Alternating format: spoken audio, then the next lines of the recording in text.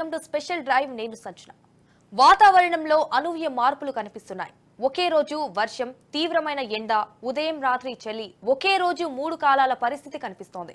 Season మారుతున్న దశలో అప్పుడప్పుడు ఇలాంటి వాతావరణం కనిపించినా అది తాత్కాలికమే. కానీ ఈసారి 2 వారాలుగా విచిత్ర వాతావరణం నెలకొంటోంది. అకాల వర్షాలు భారీగా ఆస్తి నష్టాన్ని సృష్టిస్తుంటే గాలి కాలుష్యం భయంకరంగా పెరిగిపోతోంది. దేశ రాజధాని ఢిల్లీ చుట్టుపక్కల దాదాపు 100 కిలోమీటర్ల వరకు ఎయిర్ క్వాలిటీ ఇండెక్స్ 400 దాటి 500కు చేరువవుతోంది. కరోనా లాక్డౌన్ తరహాలో ఢిల్లీ పరిసర పట్టణాలు, గ్రామాల్లో మళ్లీ లాక్డౌన్ విధించే అవకాశాలు కనిపిస్తుండగా దేశంలోని మిగిలిన ప్రాంతాల్లో భూతాపం తీవ్ర ప్రభావం చూపుతోంది. వాతావరణంలో ఎన్నడూ లేని ఈ విచిత్ర పరిస్థితి ఎందుకు ఏర్పడింది? రానున్న రోజుల్లో పరిస్థితి ఎటు దారి తీస్తుంది? భూమి బద్దలవుతుందా? ప్రళయం ముంచుకొస్తుందా? తెలియాలంటే వాచ్ ది స్టోరీ.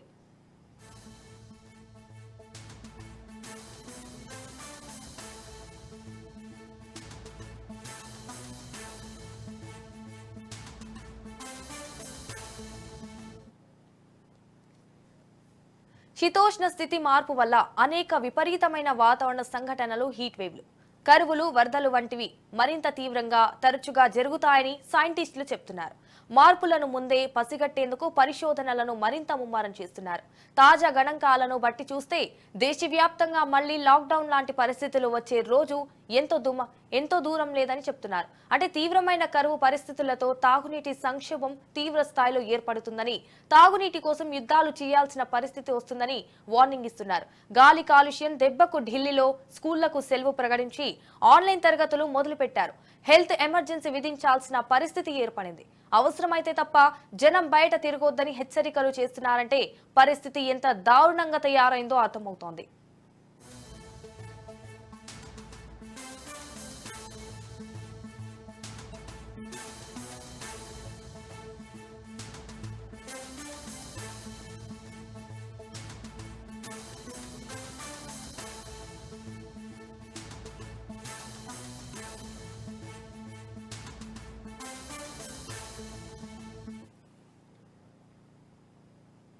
దేశ రాజధాని ఢిల్లీ సంగతి సరే, మన తెలుగు రాష్ట్రాల పరిస్థితి ఏంటి, ఎలా ఉందో ఇప్పుడు చూద్దాం.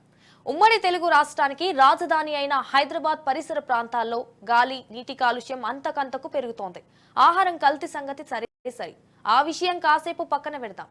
ప్రస్తుతం చలికాలం స్టార్ట్ అయింది. సీజన్ స్టార్ట్ అవుతున్న ఈ క్రమంలో ఎయిర్ క్వాలిటీ ఇండెక్స్ ను పరిశీలిస్తే గత 10 రోజులుగా ఎయిర్ క్వాలిటీ 100 నుంచి 200 దాటి ఇంకా పెరుగుతోంది. సిపిసిబి నిర్దేశిత పరిమితుల ప్రకారం గాలి నాణ్యత ఇండెక్స్ 0 నుంచి 100 మధ్య నమోదైతే అంతా బాగా ఉన్నట్లు. కానీ హైదరాబాద్ పరిసర ప్రాంతాల్లో తరచూ 101 నుంచి 200 మధ్య నమోదవుతోంది. గరిష్టంగా 214 నమోదైంది. అయితే ప్లాస్టిక్ వినియోగానికి తోడు నిర్మాణాలు భారీగా చోటు చేసుకుంటుండడమే కారణం తెలుస్తోంది.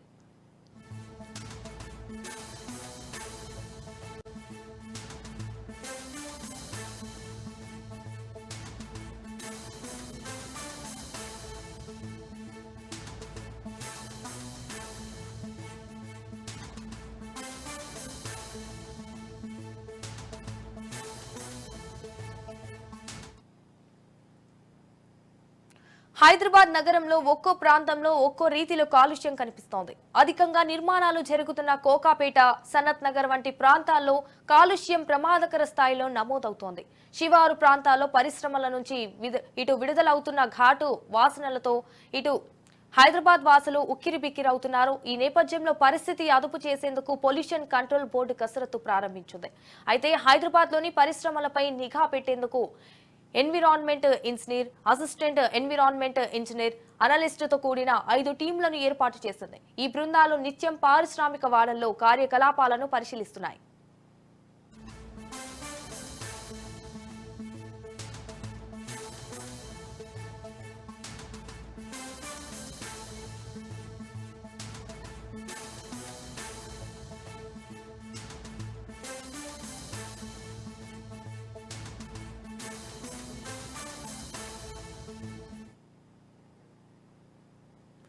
ఇక మేడారం వద్ద అడవుల్లో గత ఆగస్టు నెల 31వ తేదీన జరిగిన ఘటన వాతావరణ మార్పుల తీవ్రతకు అద్దం పడుతోంది.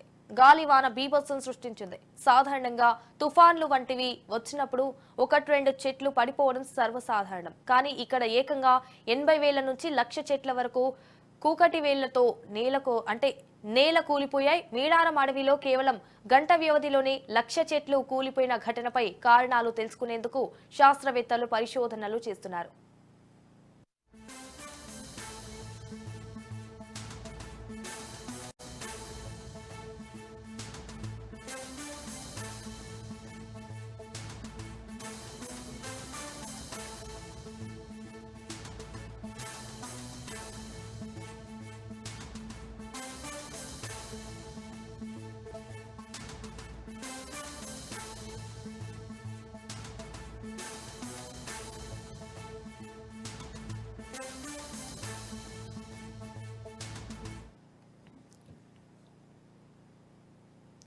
ఇటు హైదరాబాద్ కు సుమారు 220 కిలోమీటర్ల దూరంలో, వరంగల్ నగరానికి దాదాపు 80 కిలోమీటర్ల దూరంలో ఉన్న ములుగు జిల్లా పరిధిలోని ఏటూరు నాగరం వైల్డ్ లైఫ్ శాంకుని కింద మేడారం గ్రామానికి దగ్గరలో దట్టమైన అడవి ఉంది. గత ఆగస్టు నెల 31వ తేదీన సాయంత్రం 6 గంటల సమయంలో అక్కడ దట్టమైన మేఘాలు కమ్ముకొని అకస్మాత్తుగా కుండపోత వాన పెనుగాలి వీచాయి. ఆ తర్వాత అడవి మధ్యలో ఒక గీత గీసినట్లుగా ఎవరో చెట్లను నరికి దారి ఏర్పాటు చేశారా అన్నట్లుగా తక్కువ వెడల్పు ఎక్కువ పొడవున వరుసగా చెట్లన్నీ కూలిపోయాయి. సుడులు తిరుగుతూ వచ్చిన గాలి ప్రభావంతో వరుసగా చెట్లన్నీ నేలకూలాయి. అయితే బలమైన పెద్ద పెద్ద చెట్లను కూడా ఆ గాలి పెకిలించుకుపోయింది.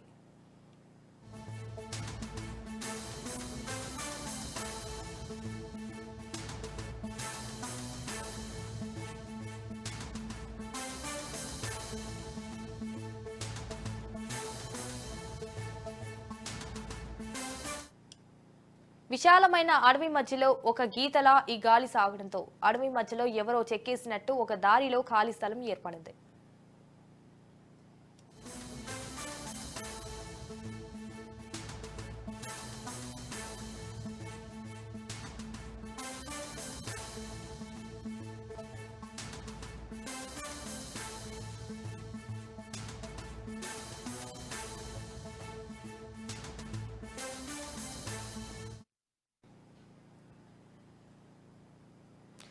తెలంగాణలోని ఓ అడవిలో అకస్మాత్తుగా గంట వ్యవధిలోనే 80,000 నుంచి 1,00,000 చెట్లు కూలిపోయిన ఘటనపై దేశ విదేశాల్లోని శాస్త్రవేత్తలు సైతం ఆరా తీస్తున్నారు. ఇక్కడి అడవుల్లో ఈ తరహా విధ్వంసం అటవీ శాఖ అధికారులను, శాస్త్రవేత్తలను కూడా ఆశ్చర్యపరిచింది.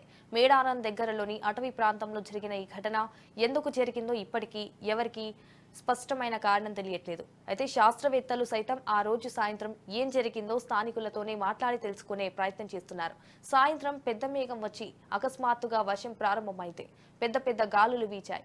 అంతే అరగంటలో మొత్తం చెట్లన్నీ పడిపోయాయి. అడవి మధ్యలో 6 నుంచి 7 కిలోమీటర్ల పొడవు, 500 నుంచి 800 మీటర్ల వెడల్పులోని భాగంలో చెట్లు కూలిపోయాయి. దానికి రెండు వైపులా ఉన్న మిగిలిన చెట్లు బాగున్నాయి. అయితే 3 కిలోమీటర్ మేరకు అతి తీవ్రమైన ప్రభావం కనిపించింది. 332 హెక్టారు దాదాపు 820 ఎకరాల విస్తీర్ణంలోని అడవి పూర్తిగా ధ్వంసమైపోయింది. ఆ ప్రాంతంలో ఒక్క చెట్టు కూడా మిగలలేదు. మొదట్లో 50,000 వరకు చెట్లు పడిపోయి ఉంటాయి అనుకున్నారు. కానీ ఆ తర్వాత లెక్కలు తీస్తే 80,000 నుంచి 1,00,000 వరకు చెట్లు కూలిపోవడం, విరిగిపోవడం జరిగిందని అంచనా వేశారు.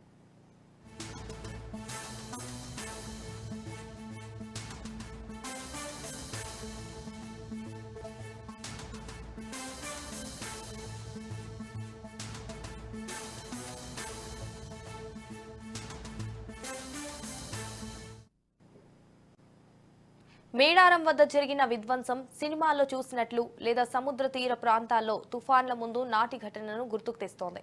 అటవీ మధ్యలో వచ్చిన ఎదురుగాలి అడవిని ఆనుకొని ఉన్న కొండపర్తి అనే గ్రామం మీదుగా వెళ్ళింది. ఆ గాలి దాటికి ఊరిలోని కొన్ని ఇళ్ల పైకప్పులు ఎరిగిపోయాయి. ఇలాంటి ఘటనను తమ జీవితంలో ఎన్నడూ ఇలాంటిది చూడలేదని గ్రామంలోని వృద్ధులు చెప్పారు. సుడిగాలి వచ్చి చెట్లను తన్నుకుపోవడం, ఇంటి మీద 1.5 నుంచి 2 కేజీల వరకు బరువు ఉండే పెంకులన్నీ ఇరిగిపోయాయనే విషయం ఇప్పటికే నమ్మశక్యం కావడం లేదని చెప్తున్నారు.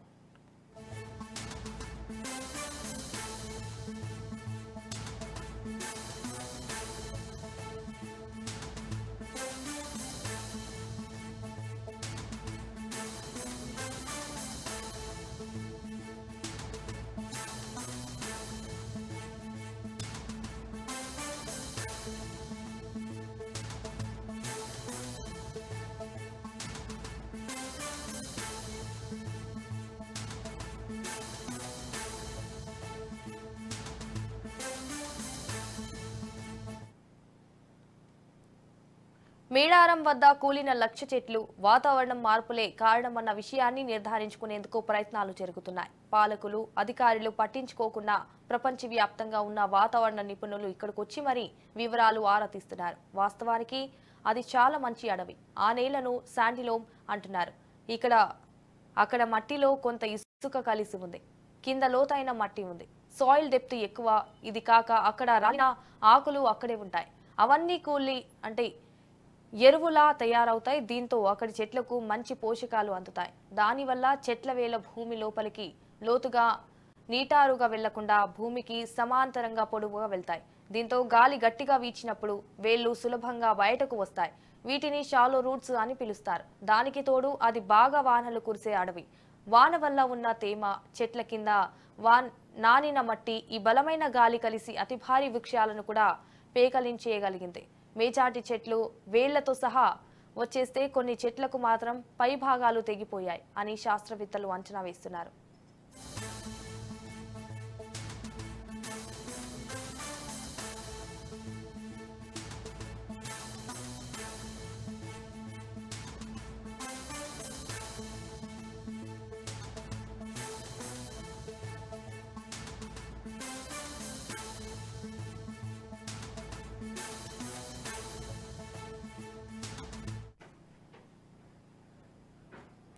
లేటెస్ట్ గా జరిగిన తీవ్రమైన కనివిని ఎరుగని ఘటన కావడంతో మేడారం అడవుల్లో కూలిన చెట్ల గురించి అక్కడి ప్రాంతంలో ఏం జరిగిందో స్పష్టంగా నిర్ధారించుకునేందుకు వాతావరణ శాఖకు ఎటువంటి పరికరాలు, పరిశీలన వ్యవస్థ లేదు. దీంతో అక్కడ ఆ రోజు ఏం జరిగిందనేది ఎవరు చెప్పలేకపోతున్నారు.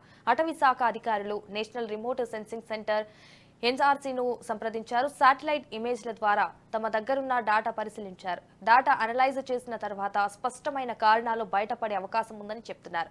మేడారం అడవుల్లో లక్ష చెట్లు కూలిపోయిన ఘటన గురించి పూర్తి స్థాయిలో తేల్చేందుకు గత సెప్టెంబర్ 24వ తేదీన హైదరాబాద్ లో శాస్త్రవేత్తలతో సమావేశం నిర్వహించారు. IMD, NRCC, NGPRI, CSIR, ICFRE, Dehradun, forest survey of India, botanical survey of India, national atmosphere research of India నుంచి శాస్త్రవేత్తలు, వివిధ విశ్వవిద్యాలయాలు, ఇతర సాంకేతిక సంస్థల నుంచి ప్రొఫెసర్లు తరలివచ్చి అధ్యయనం చేపట్టారు.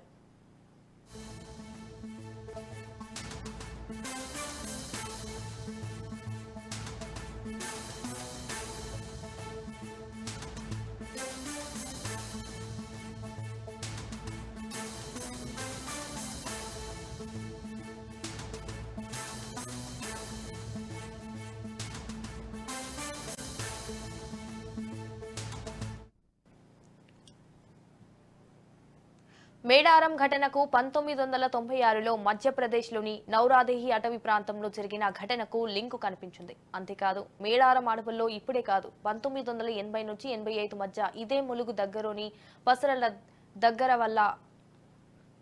దగ్గర లావాల్, మందాల్ అనే ఫారెస్ట్ బ్లాక్లలో కూడా ఇలానే పెద్ద ఎత్తున చెట్లు పోయాయన్న విషయం మరోసారి తెరపైకొచ్చింది. అయితే గంట వ్యవధిలోని లక్ష చెట్లు కూలిపోయిన ఘటన రోజున ఒక్క జంతువు కానీ పక్షి కానీ చనిపోకపోవడం హాట్ టాపిక్ గా మారింది.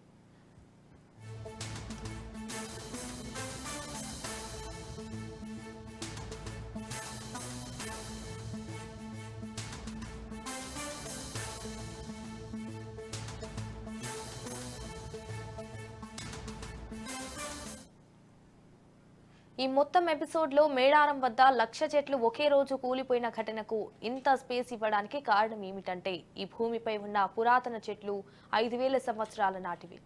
అవి అన్ని సంఘటనలను తట్టుకొని జీవించాయి. అవి రోమన్ సామ్రాజ్య ఎదుగుదలను, పతనాన్ని, క్రైస్తవ మతం పుట్టుకను, యూరోపియన్లు అమెరికాను కనిపెట్టడాన్ని, చంద్రునిపై మనిషి కాలు మోపడాన్ని చూశాయి. చెట్లు అన్ని సంఘటనలను కేవలం చూస్తూ నిలబడ్డాయి. అయితే వాస్తవం అది కాదు.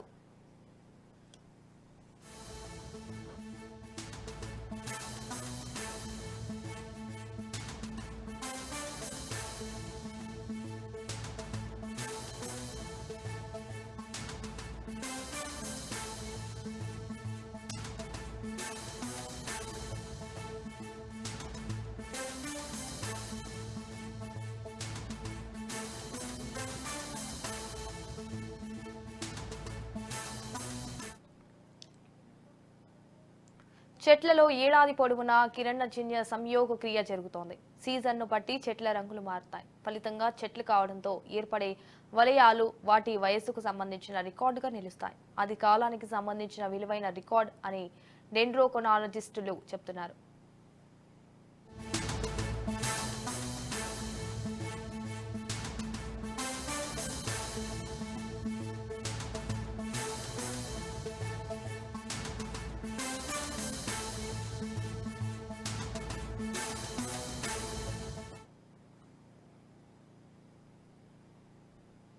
చెట్లు లేకపోతే మానవ మనుగడే ఉండదు. అయితే రోజు రోజుకు పెరుగుతున్న చెట్ల నరికివేత, అడవుల విస్తీర్ణం తగ్గిపోవడంతో ప్లాస్టిక్ వినియోగం భారీగా పెరగడం వెరసి గ్లోబల్ వార్మింగ్ కు దారితీస్తోంది. ఈ దెబ్బకు హిమాలయాలు సైతం శరవేగంగా కరిగిపోతున్నాయి.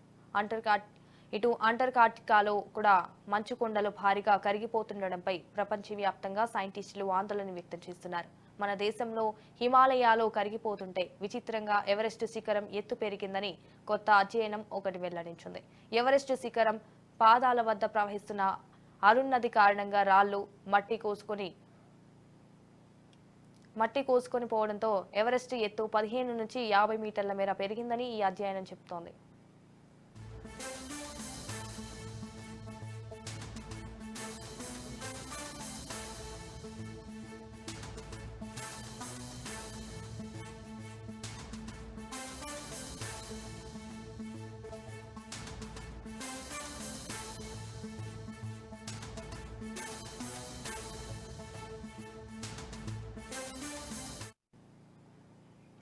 ఎవరెస్ట్ శిఖరం ఎత్తు పెరగడానికి శాస్త్రవేత్తలు అధ్యయనం చేస్తుంటే కొన్ని ఆశ్చర్యకరమైన విషయాలు బయటపడ్డాయి.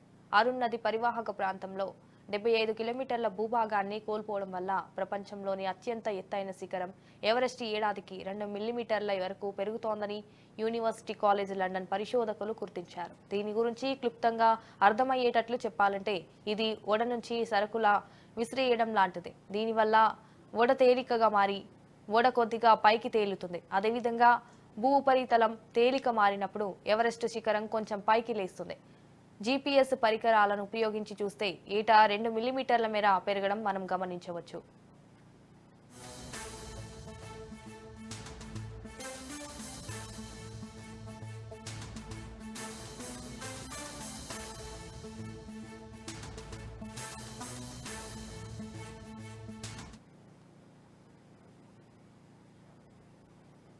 ఇంతసేపు చెప్పుకున్నదంతా వాతావరణంలో ఇప్పటి విచిత్ర పరిస్థితులకు కారణాల్లో ముఖ్యమైనవి. గాలి, నీటి కాలుష్యం భూతాపాన్ని పెంచుతోంది. సముద్రాలు వేడెక్కుతున్నాయి. దీని ప్రభావం ప్రపంచవ్యాప్తంగా కనిపిస్తోంది. ప్రధానంగా తీరంలో మత్స్యకారుల జీవనోపాధిపై దీని ప్రభావం పడుతోంది.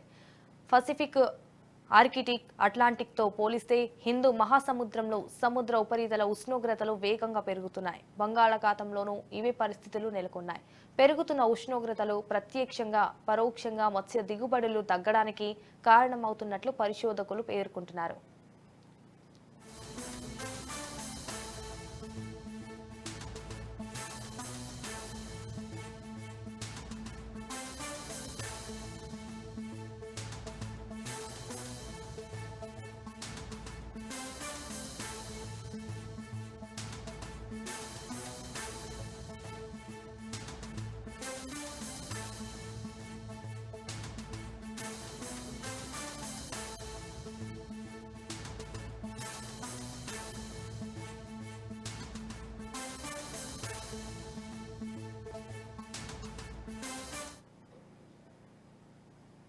హిందూ మహాసముద్రంలో సాధారణంగా ఉష్ణోగ్రతలు 25 నుంచి 31 డిగ్రీల మధ్యలో నమోదవుతాయి.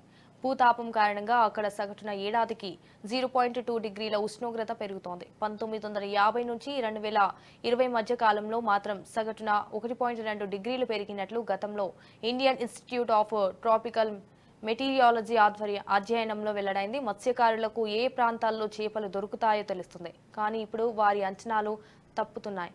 విశాఖలో గతంలో హర్బర్కు చెరువులో చిన్న పడవలపైన వేట సాగించిన మత్స్యకారులు ప్రస్తుతం రెట్టింపు దూరం వెళ్లాల్సి వస్తోంది. అలా వెళ్లేందుకు సమయం, ఇంధన ఖర్చులు పెరుగుతున్నాయి. 15 ఏళ్లుగా వేటకు వెళ్తున్న వారు అప్పట్లో 100 కిలోమీటర్లు వెళ్తే చేపలు పడేవి.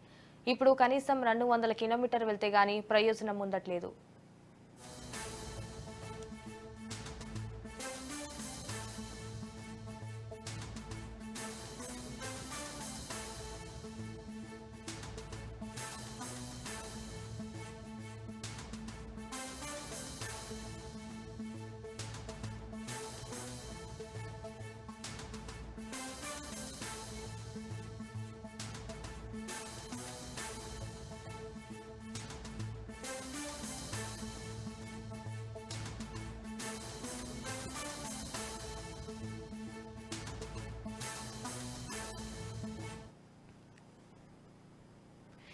సముద్ర జలాలు వేడెక్కడం వల్ల తీరాలకు సమీపంలో లోతు తక్కువగా ఉండే ప్రాంతాల్లో ఆక్సిజన్ దొరకట్లేదు. సముద్ర ఉపరితలం వేడెక్కడంతో కొన్ని మత్స్యక జాతులు లోతుకు వెళ్తాయి. వాటిపై ఆధారపడిన పెద్ద చేపలు అదే దారిలో వెళ్లడంతో ఎకోసిస్టమ్ మారిపోతుంది. సముద్రంలో వేడి వల్ల చేపల ప్రత్యుత్పత్తి సమయం మారిపోతుంది. కొన్ని సందర్భాల్లో గుడ్లు, చిన్న చేపలు చనిపోతున్నాయి. సూక్ష్మ వలతో చిన్న చేపల వేట, ఓవర్ ఫిషింగ్ వల్ల కూడా ఇబ్బందులు ఎదురవుతున్నాయి. భవిష్యత్తులో వీటి తీవ్రత పెరిగే అవకాశం ఉంది. దక్షిణ ఆగ్నేసియా దేశాల్లో ఉత్పన్నమవుతున్న కాలుష్యం హిందూ మహాసముద్రంపై మరింత ప్రభావం చూపుతోంది.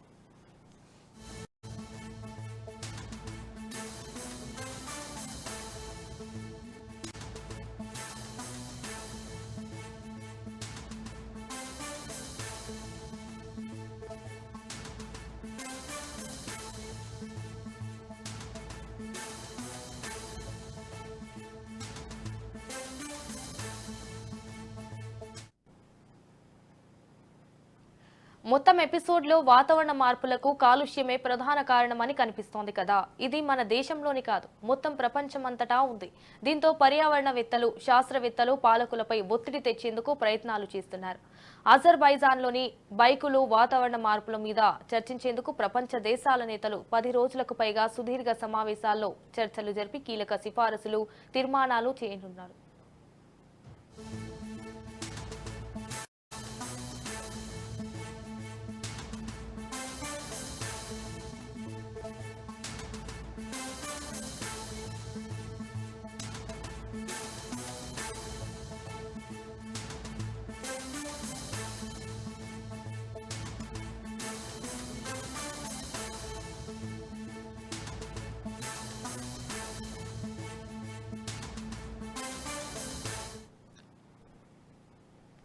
ఎపిసోడ్ చివరలో ముఖ్యమైన గమనిక. ప్రపంచవ్యాప్తంగా భూగోళంలో జరుగుతున్న ప్రమాదకర పరిణామాల గురించి విశ్లేషించాం. చూసి విని ఊరుకోకుండా, అంటే మనమంతా ప్రశాంతంగా, ఎలాంటి కాలుష్యం లేకుండా మంచి ఆరోగ్యకరమైన వాతావరణంలో జీవించాలంటే మన చుట్టూ ఉన్న చెట్లను సంరక్షించుకోవాలి. జంతువులు, పశుపక్షాదులను గమనిస్తూ వాటిని కాపాడుకోవాలి. ఎందుకంటే ఈ రాకెట్ యుగంలో ఏఐలు, ఐజీలు టెక్నాలజీ, 5Gలు టెక్నాలజీలో మునిగి తేలుతున్న వారు మేడారం అడవుల్లో లక్ష చెట్లు కూలిపోబోతున్న విషయాన్ని జంతువులు, పశుపక్షాదులు ముందే ఎలా గుర్తించాయి, ఎలా తప్పించుకున్నాయి, ఎక్కడికి వెళ్ళిపోయాయి? గంట వ్యవధిలో లక్ష చెట్లు కూలిపోయిన చోట ఒక్క పక్షి గాని, జంతువు గాని చావలేదు. ఇది అందరూ గుర్తించాలి.